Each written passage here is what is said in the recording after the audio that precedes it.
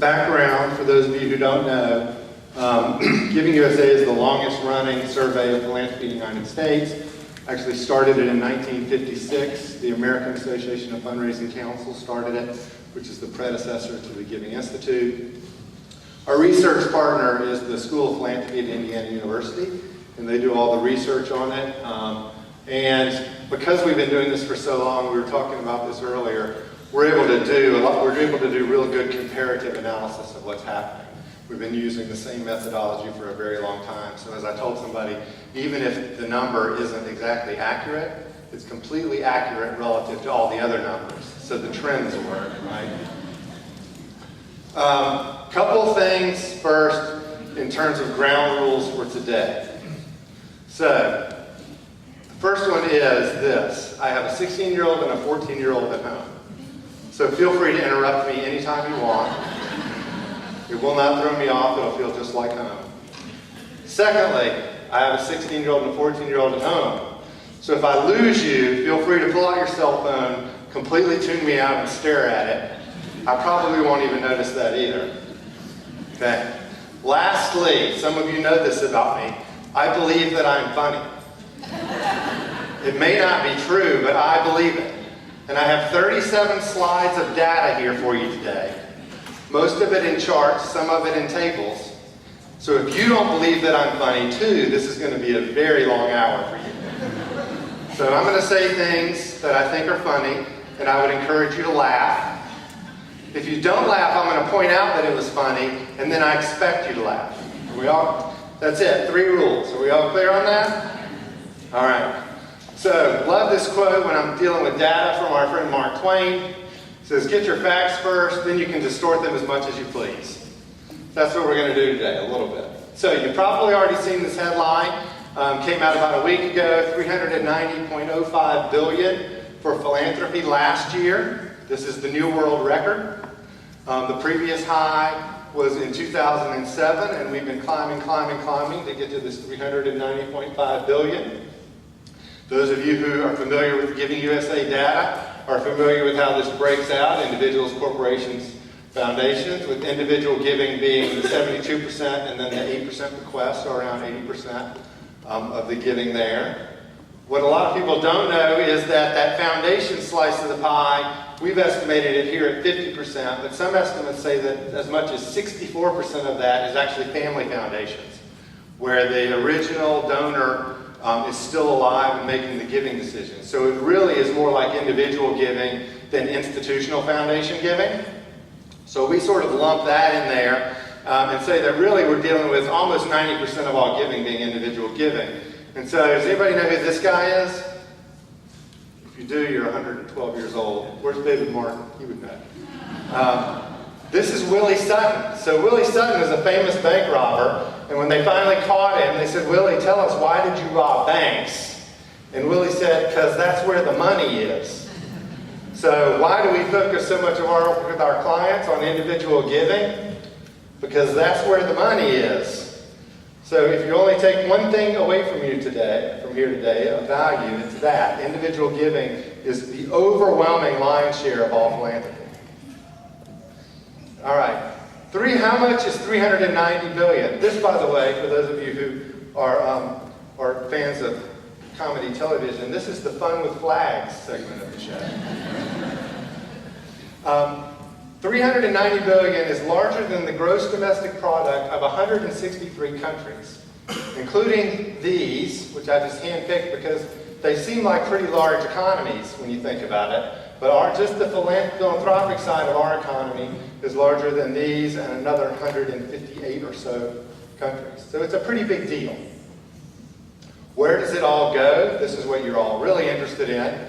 I'll tell you that this is big, huge news, so get your pens out. This chart looks exactly the same as it did last year.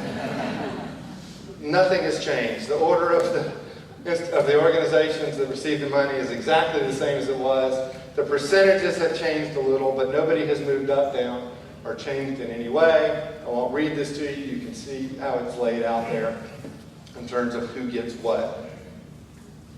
Now, in terms of year-over-year changes, You can see here that giving went up from individuals, foundations, and corporations in the gray area. That's this past year. So up in all three areas.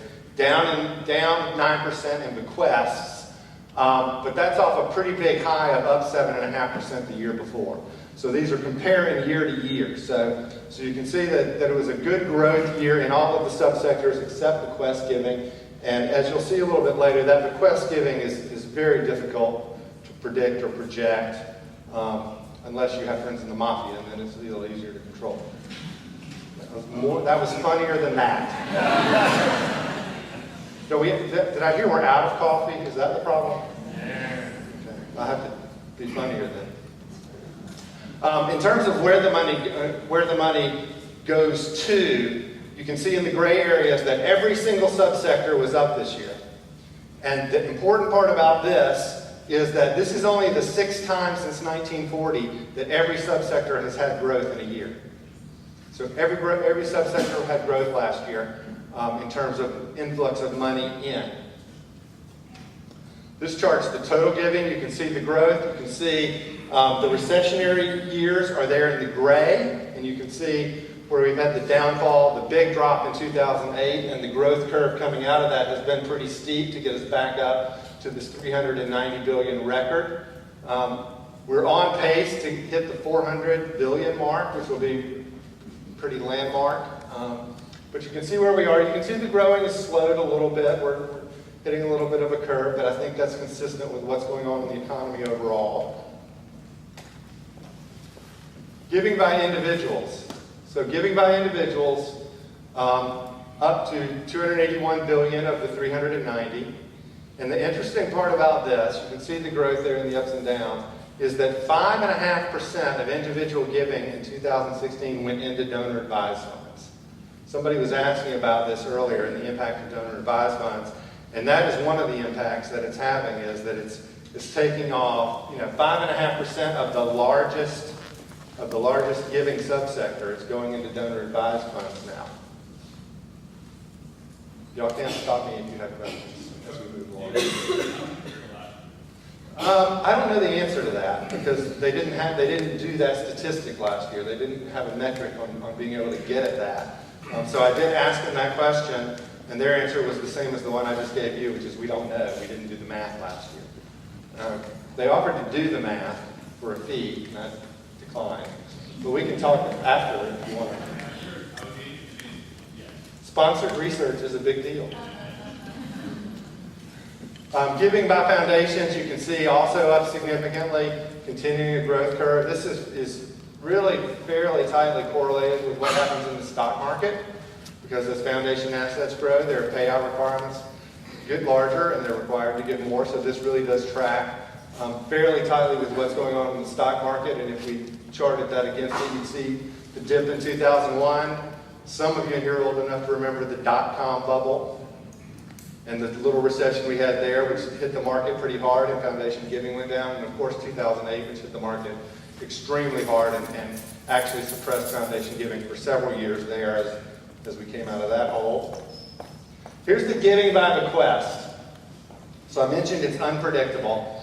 I routinely tell people when I present this data that if you're ever hooked up to a machine in a hospital and you see that chart next to you, you are in it deep. You have got a problem. But I actually went back this year and grabbed a chart of a ventricle fibrillation chart, and put that up there against bequest giving. Maybe I have a morbid sense of humor, but I find it ironic that the bequest giving chart and the fibrillation chart look kind of alike. But you can see that it moves around a lot. This is heavily influenced every year by one or two large estates. And those really large estates that move this don't always settle in the year when the person passed away. So just because you see someone with extreme wealth pass away, you won't necessarily see the spike in giving that year. It might take 2 or 3 years before that estate is finally settled and you see that philanthropy pop out. But it's really difficult. There's no way to really project this. It's really sort of happenstance and fibrillation. Giving by corporations up again. Finally reached its return to surpassing its former high point, which was 2007 was the last time giving from corporations was this high. You can see a lot of ups and downs there. Giving from corporations is highly correlated to corporate profitability. So as you see corporate profit go up, you see philanthropy from corporations go up.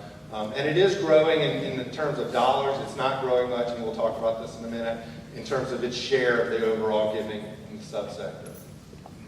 This really helps you to see the trends better than the individual chart with the ups and downs, especially when you take a look at the Quest, which is the second one from the bottom.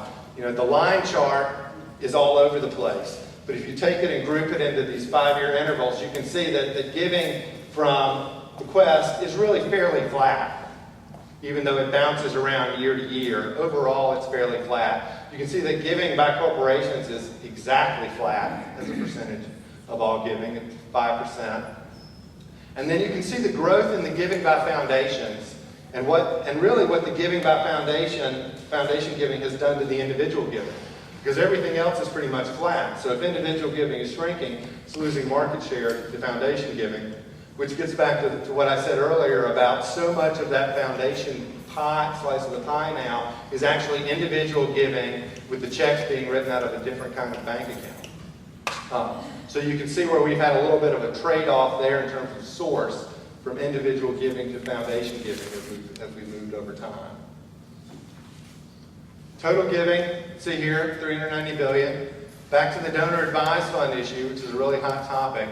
3.7% of all giving out. Remember, 5.5% of individual giving going in to donor advised funds. 3.7% of all giving out to charities from donor advised funds now. It's becoming a really significant number. It is getting to the point where we're having conversations at the Giving USA Foundation about tracking it separately. Right now, it's actually lumped into two different places. So if you have a donor advised fund with one of the for-profit institutions, Fidelity or one of the others, that's actually grouped into the public society benefit area in terms of giving in. And if you have a fund at the community foundation, that comes into the foundation slice of the pie. But we're actually talking about, now that this is 3.5%, approaching 4 or 5% of giving, that maybe we need to begin to track it and keep track of it separately because it's a pretty significant phenomenon. At 3.7%, a couple more years, we may see a larger slice of the pie coming out of donor advised funds than out of foundations, which does seem to warrant tracking it separately and monitoring that trend more closely. Giving as a percentage of gross domestic product. Those of you who have seen this show before know that I hate this slide, but I show it anyway. You'll see a lot of commentary about trying to move giving as a percent of GDP up, about setting that as a goal for the subsector. Can we move giving as a percentage of GDP higher? You can see that it's pretty close now to the highest it's ever been. But the problem with this argument is that the people making it, I think, must have dropped their statistics class their junior year of college. Because the numbers are so completely out of whack, you can't move GDP much by moving philanthropy. Because we're dealing with a number that has 9 zeros after it. Right? 9 zeros after the last real number versus a number that has 6. And the math doesn't work. You're dividing a huge number into 390 billion is not a small number, but compared to 18 trillion, it's a pretty small number. So when you start to do the math on this, you say, okay, let's say GDP goes up 3%, which is really not even good. It's just acceptable. And let's say we move giving up 50% next year. So we went from 390 billion to 600 billion in 1 year. We would still have to, with GDP going up and giving going up, even if we went up 50%, we would still only be able to move it less than a full percentage point if giving went up 50%. So the math doesn't work unless we drop GDP. but that's bad. So we don't want to do that either. So I think we need a new goal in the sector other than trying to push up giving as a percentage of GDP, because I just don't think it's doable. Maybe a better goal for us as a society would be giving as a percentage of disposable income. Since 90% of all giving is coming from individuals, maybe we should focus on that, because I think that's a number we could move. But we're really not going to move giving as a portion of GDP if we want to grow GDP. Because if GDP grows at 5%, which would be a healthier growth rate than 3%, then this really gets more difficult. All right. Off the soapbox? Okay. Off the soapbox. All right. I mentioned before that the best predictor of philanthropic behavior is the performance of the stock market. Specifically, we track it with the S&P 500. We actually didn't start doing this until 2009 because we wanted to see if the precipitous fall in the stock market would have predicted what was going to happen in philanthropy that year. And we went back and tracked it, and voila, the charts line up. If you move the gold line, which is giving, back about 18 months, or move the S&P line forward about 18 months, they line up almost exactly in terms of ups and downs. Obviously, you can see the stock market has bigger highs and deeper lows, but the trend lines line up with about an 18-month lag in giving. So, if you want to know what's going to happen 18 months from now in philanthropy, what you want to do is look at the performance of the S&P 500. It's the best predictor of what's going to happen in terms of overall philanthropy. Questions? You're either completely confused, which is fine, or I'm making perfect sense, which is highly unusual. All right, here we go. Giving as a percentage of disposable income. I mentioned this might be a good one if we want to focus on something and how to move it to focus on it. You can see it's at 2%. That's about average. If we look back over the last 40 years, 2% is about the average, approaching the high. Disposable income actually did go up last year, or in 2016, but only moderately, only about 2.3%, so not enough to really move this chart a great deal. Disposable income, if you're wondering, is defined as what's in your paycheck after taxes. So it's not after housing, food, and clothing, and all of that. It's what's in the paycheck after you pay your taxes. So 2%.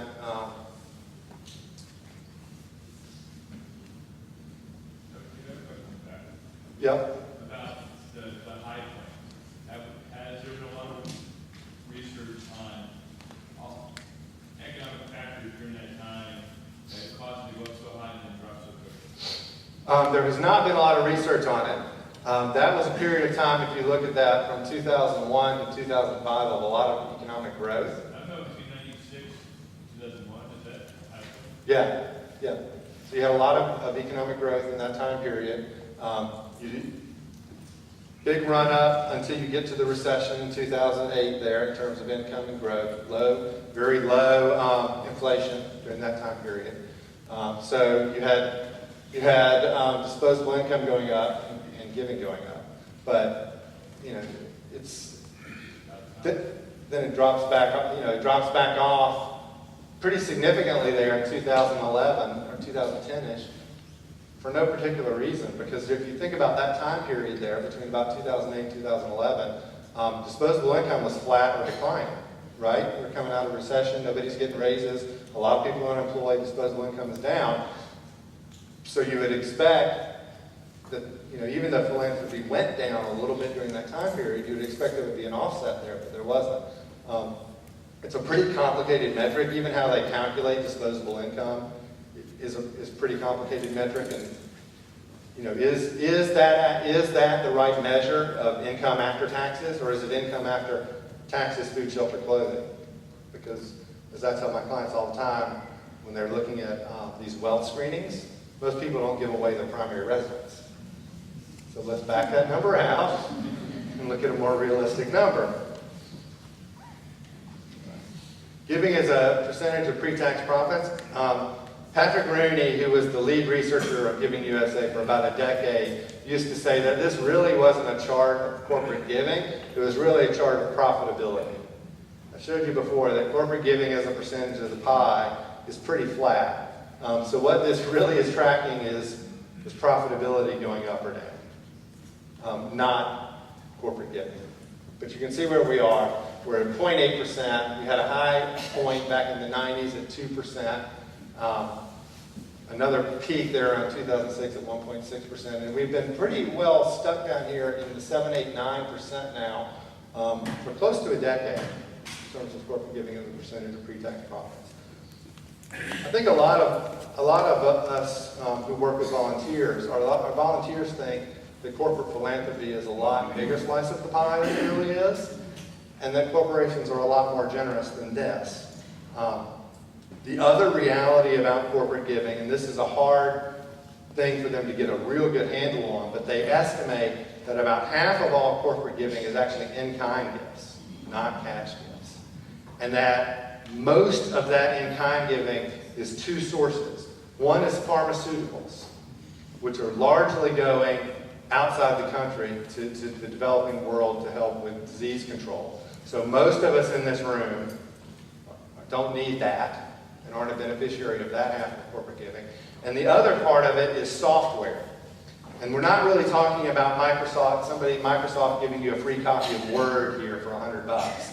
We're talking about SAP doing a $30 million install of their program at a business school, primarily so that business students become dependent on SAP to make decisions. And most of us don't need a $30 million SAP install either. So a lot of that corporate philanthropy, most of us aren't participating in it.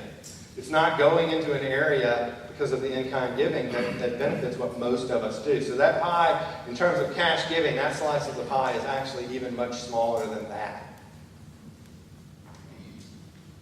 Giving to religion continues to go up. The largest slice of the pie you saw before, $122 billion now on giving to religion. It looks like a very healthy growth curve. If you've seen this show before, you know that it's not. But for those of you who haven't, we'll get into it. So here's what giving to religion looks like as a percent of all giving. Down from a high of 53% back in 1985, been flat at 32% for the last 6 years. Now, there's good news. It's gotten flat.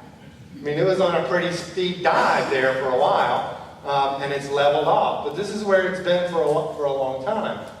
It's been on a pretty big fall as a percentage of the whole, even though the dollars are going up. So even though the dollars are going up, and you see that slide, dollars are going up, obviously the giving to religion is not going up at anywhere close to the same rate as overall giving.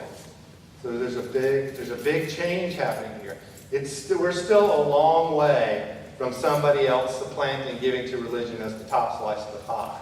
I think giving to education was 17 or 18%, so half of this. So giving to religion is not about to get kicked to the curb, but in terms of spendable dollars, giving to religion has an issue. The red line is the chart of overall giving, and you can see the growth there in total overall giving. The blue line is inflation-adjusted giving to religion, and the green line is just current dollar giving to religion. And you can see on that inflation-adjusted that the growth is just negligible. There's not much growth there. So even though the current dollar slide is on a pretty steep curve, the actual buying power that religious organizations have now from philanthropy hasn't changed much in 30 years. It's gone up a little bit, but what those dollars buy hasn't changed a lot. So there's a real issue there that this slide hides a little bit. Not intentionally, it's just the nature of statistics, right? I told you what Mark Twain said. First get your facts, then you can distort them all you want. So if I want to get up here and tell you that giving to religion is the healthiest it's ever been in the history of the world, I can show you this slide. If I want to tell you it's in trouble, I can show you this slide. They're both accurate data. It's just a matter of perspective. Any questions about that? Yes? Is that primarily because church attendance is down, or what are the influences that are suppressing that giving number? Well, church attendance is down. Definitely, that's a piece of it. Millennials tend to be less of affiliators with churches and attend less. There's a really tight correlation between attendance at worship, whether it's church, synagogue, temple, mosque, attendance and philanthropy. There's a good correlation. So that is certainly a part of it. I mean, if you any data you look at will tell you that less Americans define themselves now as religious or affiliated with a specific church or denomination than in the history of since they started surveying this. And millennials, which are now the largest generation, identify less with religious institutions than the overall population does. So that is certainly a piece of it. I think there are a couple, and this is not giving USA, this is I think, there are a couple other pieces to it. I think one of them is if you think about our fundraising development industry, churches particularly, but houses of worship of all kinds particularly, are really the last to professionalize their fundraising operation. They're very dependent on contributed funds, but think about how many places of worship you go into where there is a full-time dedicated staff member to raise money. And a lot of these institutions are trying to raise $3, $5, $10, $15 million a year to keep going, but there's no person dedicated to doing it. It's sort of strategy of hope. So I think that is also a piece of it. Now we're starting to see, particularly larger congregations, invest in a minister for stewardship or a director of stewardship or some kind of professional development officer. But, show of hands if the place where you worship has a full-time person whose job is fundraising. 1, 2, 3, 4, maybe 5. 5 in this whole room. It just, I think that's a piece of it too, is as the profession, as the profession has grown, as we've got more and more nonprofits, as everybody in this room continues to do their job and educate themselves and become better at it, we've got a large subsector that has not professionalized yet. And I do think it holds that subsector back in terms of their output and their success in fundraising. My opinion, don't blame Giving USA for that. Yes? Well, would you say it's also fair to say that the definition of giving to religion is shifting? That, if we dialed back 45 years, we would have considered, the archdiocese, if you were going to give to access to clean water in, Zambia, you would have done it to the archdiocese if you were Catholic, and they would have been building a well. But today, there's 36 NGOs that might have a significant, religious participation or teamwork, but that religious giving is not going to be going toward building a well. I think just growth generally in the nonprofit sector is probably what you're getting at. There are more opportunities to focus your giving now than there used to be. Certainly. But I think another piece of that is those other 13 NGOs that are doing that are doing a great job of promoting to you that they do that. Whereas the diocese may not be promoting it to you at all or not well. So I think all of those are factors. But I think when you are dealing with a situation like this, and you're looking for cause and effect, it can't all be outside of you, right? There has to be some responsibility internally.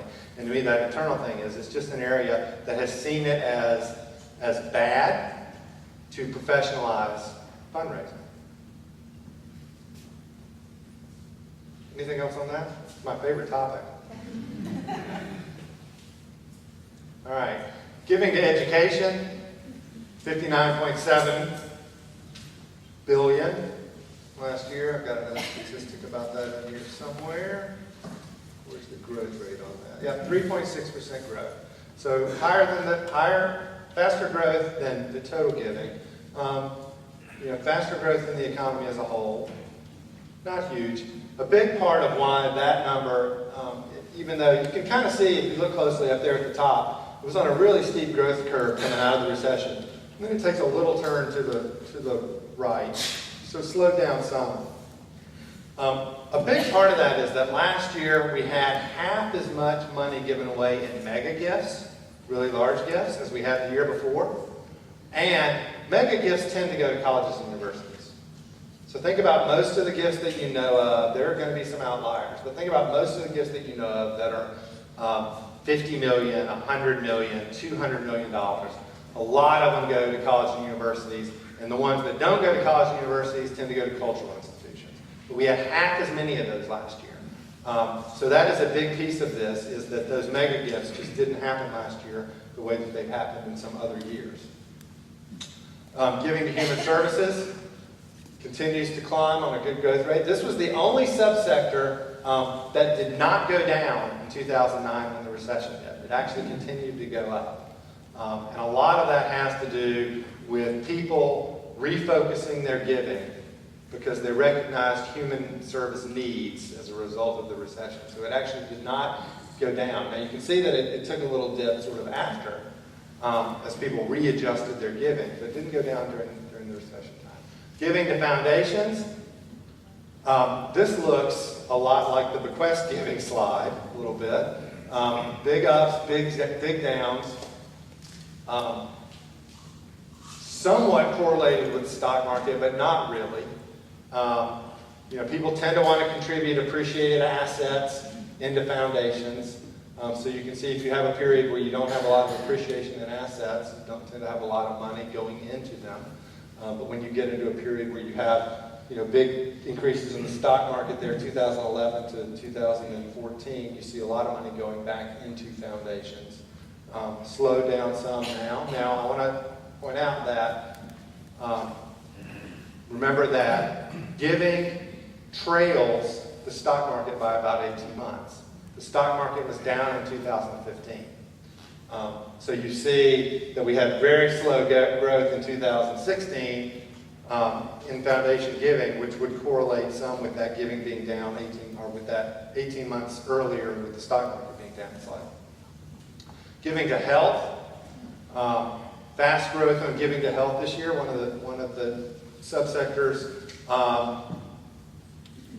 that grew the fastest at 5.7%. You can see that there was this giant spike in about I think we decided that was 1997. That's not because everybody got worried that they were going to get sick and wanted to invest in healthcare. It is because around that time period, some of you remember that a giant not-for-profit organization called Blue Cross Blue Shield decided that it wanted to become a for-profit organization instead of a not-for-profit organization. And the government let them do that, but they made them take a huge chunk of historic profits and put it into private foundations that would support health care in the communities that they served. So all that money got dumped into the sector at once when that transition happened, and it caused this chart to spike. But if you take that spike out and just sort of continue the line there from where you see 13.46 up to that 22.4, other than that, it's been pretty consistent growth. But that is an anomaly. That's how one giant entity can move this kind of data. And if you don't know, you look back and say, what were we doing in fundraising for health in 1997 that caused that? Public society benefit. This is where the donor-advised funds at the institutions live. So the Fidelities and others, the ones that are not housed at community foundations, get counted here. So what you see in that steep growth in the public society benefit chart is not necessarily more giving to United Way or United Jewish Appeal or the Combined Federal Campaign, which are also in this data, although there certainly has been growth there. But most of that growth is being driven by gifts into donor-advised funds at those institutional funders. Arts, culture, and humanity, good growth. This is the sector, we look back at this historically, the arts subsector gets hit the hardest in any recessionary period. It's the first place people pull back. But also, if you look back at it, you'll see that it's one of the fastest to recover as well. So people pull back from it, they focus their giving typically on human services and healthcare and other direct needs and away from arts. But once that pain is over, they tend to come back to it in a big way. Although I can tell you, we do a significant practice in the arts, and that is not, you don't take great solace in that when you're in the middle of the down. But it's nice to know that it will correct itself. Giving to international affairs, this is up significantly this year and has been on an upward trend. We've got a lot of strife going on around the world right now. This is mostly related to policy type issues, not direct aid that gets captured elsewhere.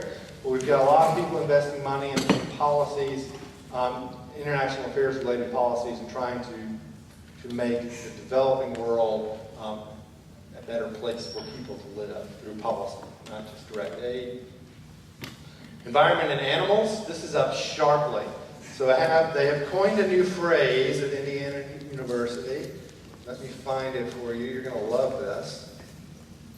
This is being heavily driven by rage donations. Not exactly the way my preacher taught philanthropy, but huge spike in giving to the environment and animals immediately after the presidential elections last fall. Drove this number up significantly. And they're actually calling it rage donations. I don't know if we should stick with that. I'm not sure that as a profession that's necessarily where we want to go, but that's what they're calling it. So you can see it's up very sharply in a very steep growth rate there on giving to environment and animals. Here you can see the 5-year blocks. This also really helps to highlight what's happened for giving in the religious subsector as a share of the whole. You can see how much that has shrunk over time as essentially most of the others have grown. So it's not that one thing has come in and sort of supplanted giving to religion and taken away all its market share. It's a little bit of death by 14 paper cuts. Everybody's taking 2% here and there, and before you know it, you got 20%. And that's really what's happening with that on a trend basis. Number of volunteers. So we're a little bit down, back to where we were 2 years ago on this. Now, I have another little issue with this. Again, not giving USA to me. So I've probably sat through in the last 5 years at least a dozen, and maybe twice that many, people like me standing up on a stage talking to people like me about millennial giving.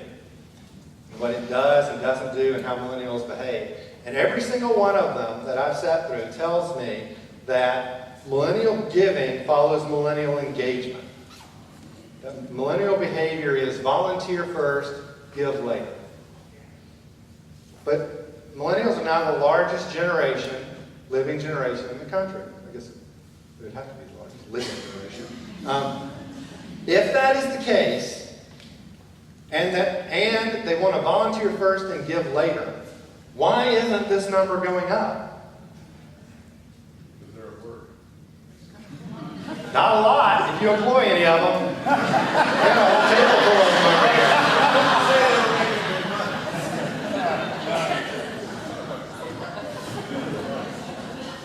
Yeah, so I don't have an answer to this, but when I look at this chart and I think about everything I've been told, that the largest generation in the country wants to be engaged first with their time and then later follow with their money, why don't we have volunteering going up in the country? I don't have an answer. I'm posing a question, but it perplexes me.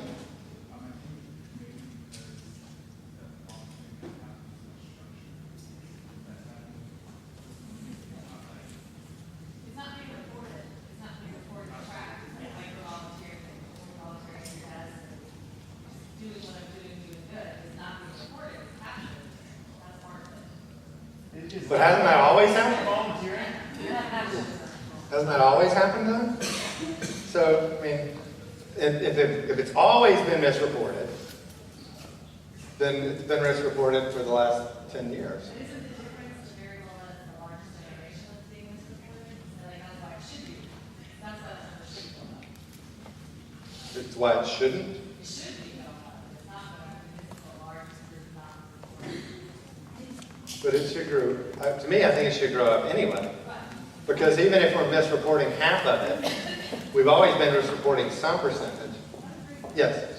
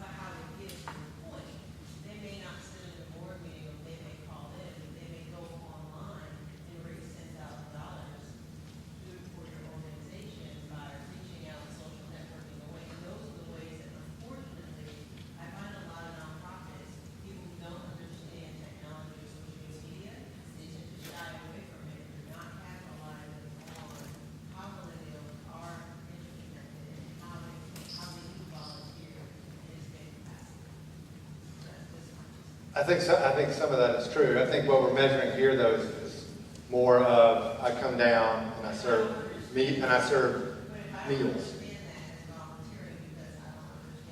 Yeah.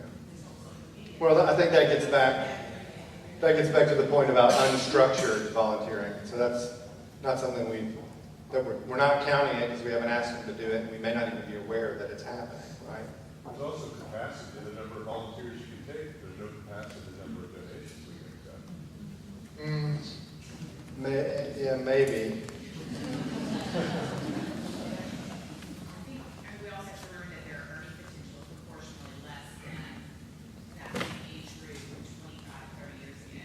So if you're measuring donations, maybe counting them, that's one thing, but if it's got cash. Well, we're measuring time here, not money. Translated into dollars. Yeah.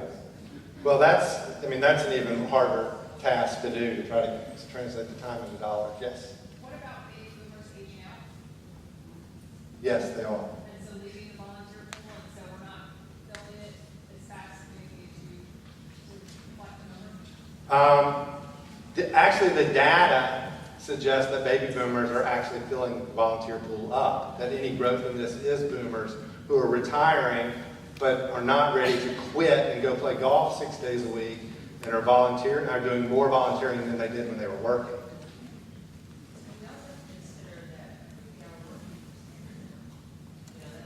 You hear that back there at table 10?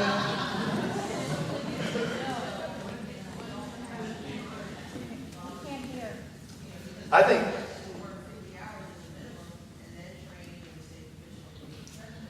I agree with all of that, and I'm not arguing. What did she say? I'm sorry, she said that the 50-hour work week is pretty much standard now for that age group, and that there's not a lot of time left over for volunteering. And I don't necessarily disagree with any of that, but what I disagree with is the people who are experts who stand up on the stage and tell me that the way to get millennials to give is to first get them to volunteer. Because the data doesn't suggest that the volunteerism is happening. Now, it may be happening, as has been pointed out by a couple people, in an undercurrent way that we're just not measuring. But this data does not support the current theory of how to engage millennials in philanthropy, is all I'm saying. The data and what we're being told by the experts is the way to do it are not aligned at this moment. This may change, but it's not aligned. Question? Just curious about where sort of like social enterprises are captured in this data, because a lot of millennials, speaking as a millennial, I'll claim it right now, statement.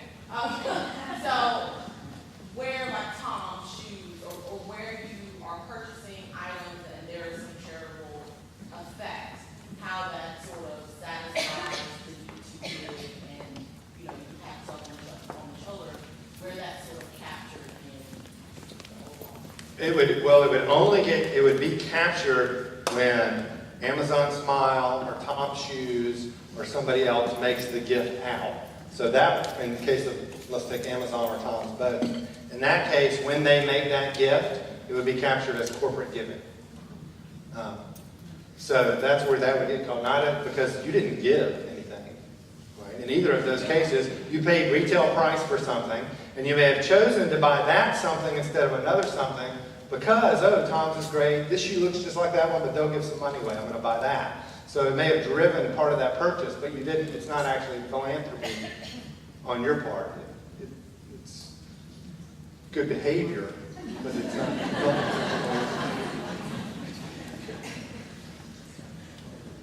Y'all have been more excited about percentage of volunteering than any other thing we've talked about today. All right, here's the percentage of the population that's volunteering. Again, to the same point, the percentage of the population that's volunteering is actually going down. So, but we have the largest generation we say likes to volunteer. So, there's no real point to this. It just is what it is, and I think it's going to be an interesting thing to watch as we continue to try to get a handle on millennial philanthropic behavior. Does volunteerism precede giving? Can we begin to?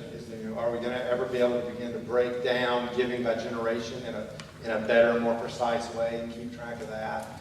And we can do it to some degree now, but it's an imprecise science because of the nature of information.